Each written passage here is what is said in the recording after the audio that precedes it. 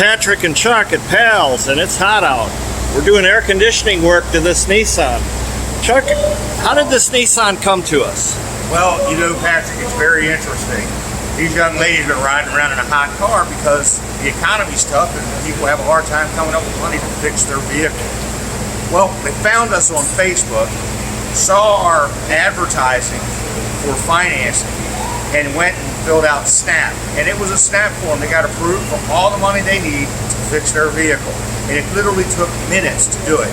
It is a program that has 100 days interest free. And on top of that, okay, there is no credit check.